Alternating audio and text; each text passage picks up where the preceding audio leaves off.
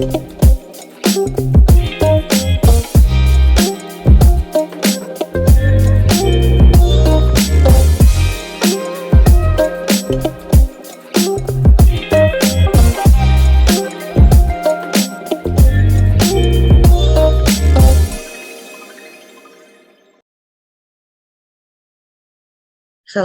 warahmatullahi wabarakatuh.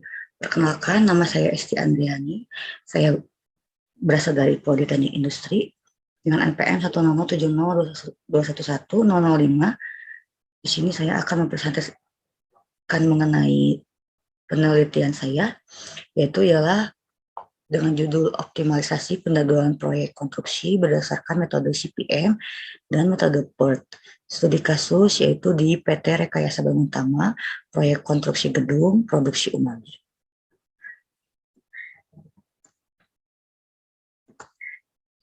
Latar belakang penelitian ini yaitu proyek konstruksi pembangunan gedung produksi umami ini mengalami keterlambatan durasi waktu 15 hari kerja.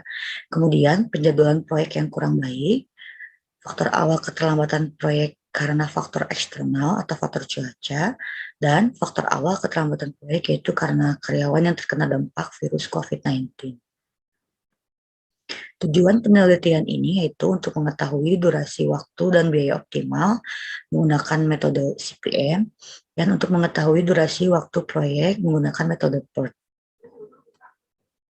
Landasan teori dari penelitian ini yaitu manajemen proyek berdasarkan perspektif keilmuan teknik industri merupakan satu tipe proses manufaktur, dan manajemen proyek adalah strategi perencanaan dan pengendalian produksi yang sesuai untuk menjalankan sebuah proyek.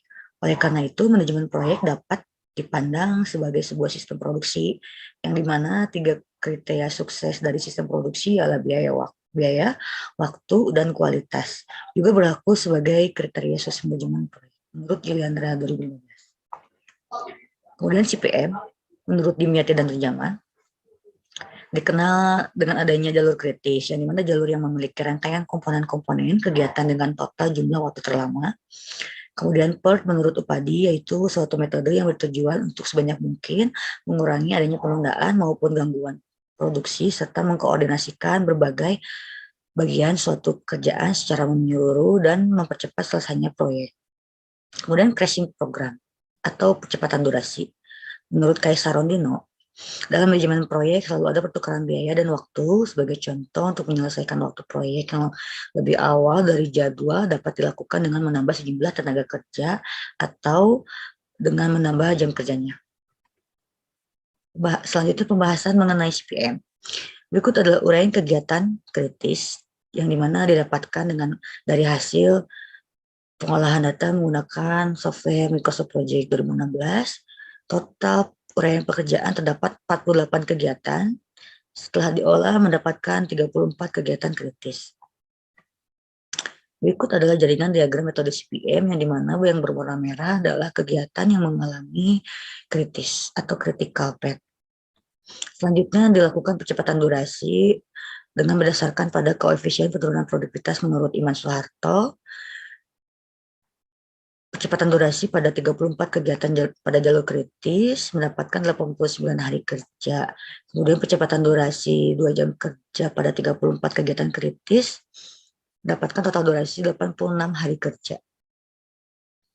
Berikut adalah cost slope atau penambahan jam kerja yang dimana slope cost antara durasi normal dengan durasi dipercepat 1 jam ialah sebesar 21 juta dan slope cost antara durasi normal dengan durasi dipercepat 2 jam ialah sebesar 26 juta rupiah.